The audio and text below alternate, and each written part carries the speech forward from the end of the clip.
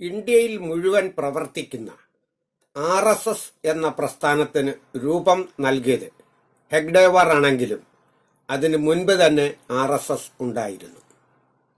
അതുണ്ടായിരുന്നത് ഇന്ന് പാകിസ്ഥാനിലെ ഒരു പ്രവിശ്യയായ സിന്ധിലാണ്. ആ സിന്ധിൽ ഇതിന് രൂപം നൽകിയത് സിഖ് മതസ്ഥനായ ഗുരു ഗോബിന്ദ് സിംഗ് ആണ്. ഈ ഗുരു ഗോബിന്ദ് സിംഗ് ഇതിന് രൂപം നൽകുവാനുള്ള കാരണം തന്നെ മുസ്ലിങ്ങളുമായിട്ടുള്ള വെറുപ്പാണ്.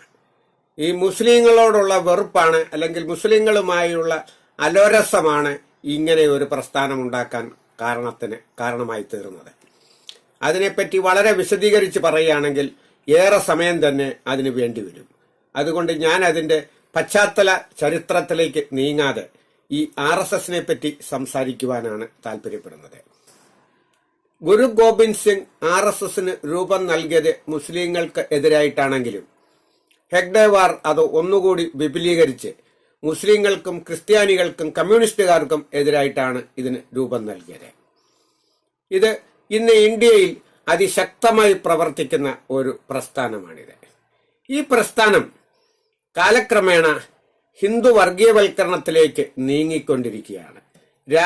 രാഷ്ട്രീയ സ്വയം സേവക്, രാഷ്ട്രത്തിനു വേണ്ടി ശമ്പളമില്ലാതെ സ്വയം സേവ ചെയ്യുക, രാജ്യത്തിനു വേണ്ടി സ്വയം സന്നദ്ധനായ പ്രവർത്തനം നടത്തുക എന്നാണ് ഇതിന്റെ അർത്ഥം.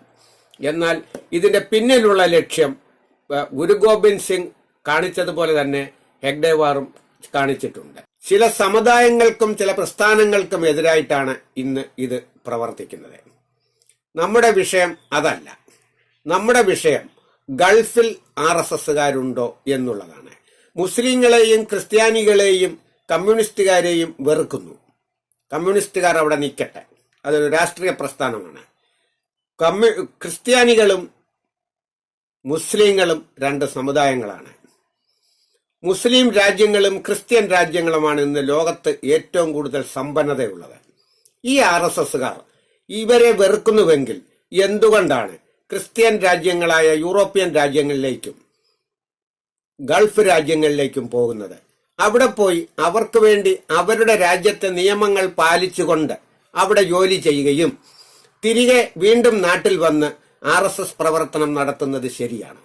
ഒന്നുകിൽ RSS അനുഭാവമുള്ളവർ അല്ലെങ്കിൽ പ്രവർത്തിക്കുന്നവർ മറ്റ് രാജ്യങ്ങളിലേക്ക് പോകാൻ പാടില്ല. അവർ കടൽ കടന്നു പോകരുത്. അവർ ഇവിടെ തന്നെ, ഈ രാജ്യത്ത് തന്നെ അവർ ജോലി ചെയ്യണം. അതുമല്ലെങ്കിൽ Australia, Britain, UK, America, Canada എന്നിവിടങ്ങളിൽ നിന്നും സമ്പാദിച്ചു കൊണ്ടുവരുന്ന പണമാണ്. ഈ പണം നിങ്ങൾ ഇവിടെ കൊണ്ടുവന്നിട്ട് അത് നിങ്ങൾ RSSന്റെ പ്രവർത്തനത്തിന് വേണ്ടി ഉപയോഗിക്കരുത്. കാരണം ഈ പണം മറ്റ് മതസ്ഥരിൽ നിന്നും നിങ്ങൾക്ക് ലഭിച്ചതാണ്. RSS എന്ന പ്രസ്ഥാനത്തോട് എനിക്ക് യാതൊരു എതിർപ്പുമില്ല. പക്ഷെ പ്രവർത്തിക്കുന്നതൊന്നും പറയുന്നതൊന്നും ആകരുത്. എന്ത് പറയുന്നുവോ അതേ പ്രവർത്തിക്കാവൂ, എന്ത് പ്രവർത്തിക്കുന്നു അതേ പറയാവൂ. മുസ്ലിങ്ങൾക്കെതിരായിട്ട് സ്ഥാപിച്ച ഈ പ്രസ്ഥാനം, ക്രിസ്ത്യാനികൾക്കെതിരായിട്ട് സ്ഥാപിച്ച ഈ പ്രസ്ഥാനം എന്തുകൊണ്ടാണ് പണം സമ്പാദിക്കാനായി അവരുടെ അടുത്ത് പോയി വർഷങ്ങളോളം ജീവിക്കുന്നത്? എനിക്ക് ഒരുപാട് RSSകാരെ അറിയാം. അവർ മുഴുവൻ പണം സമ്പാദിച്ചത് ഗൾഫ് രാജ്യങ്ങളിൽ നിന്നാണ്. എന്നിട്ട് ഇപ്പോഴും അവരുടെ മക്കൾ അവിടെ ജോലി ചെയ്യുന്നു. അവർ ഇവിടെ വന്ന് വിശ്രമിക്കുമ്പോഴും അവർ RSS പ്രവർത്തനം നടത്തുന്നു. അവരുടെ മക്കൾ അവിടെ പണം സമ്പാദിക്കുന്നു. ആ പണമാണ് ഇങ്ങോട്ട് വരുന്നത്. ഈ വൈരുദ്ധ്യം നാം വെടിഞ്ഞുകൊണ്ട് ഒന്നുകിൽ RSSന് വേണ്ടി പ്രവർത്തിക്കുക, മറ്റവരെ വെറുക്കുക, അല്ലെങ്കിൽ മറ്റവരുടെ രാജ്യത്ത് പോയി പണം സമ്പാദിക്കുവാൻ തുനിയരുത്. ഈ രാജ്യത്ത് ഉള്ളത് കൊണ്ട് ജീവിക്കാൻ ശ്രമിക്കണം. നാം അവിടെ നിന്ന് പണം സമ്പാദിക്കുകയും ഇവിടെ വന്ന് RSS പ്രവർത്തനം നടത്തുകയും ചെയ്യുന്നത് ഒരിക്കലും അംഗീകരിക്കാവുന്നതല്ല. ഓരോരുത്തരും സ്വയം തന്റെ മനസ്സിനോടും തന്റെ മനസാക്ഷിയോടും ചോദിക്കണം, ഗൾഫിൽ പോയി എത്രമാത്രം കഷ്ടപ്പെട്ടാണ് മുസ്ലിം രാജ്യത്ത് നിന്ന് നാം പണം സമ്പാദിച്ചു കൊണ്ടുവന്നത്? ആ പണത്തിന്റെ ഒരു ചില്ലിക്കാശ് പോലും ഇവിടെ കൊണ്ടുവന്ന് മതപരമായ പ്രവർത്തനത്തിന് വേണ്ടി ചെലവാക്കാൻ പാടില്ല. പക്ഷെ എന്റെ ഈ വാക്ക് പാഴ്വാക്കാണെന്ന് എനിക്കറിയാം.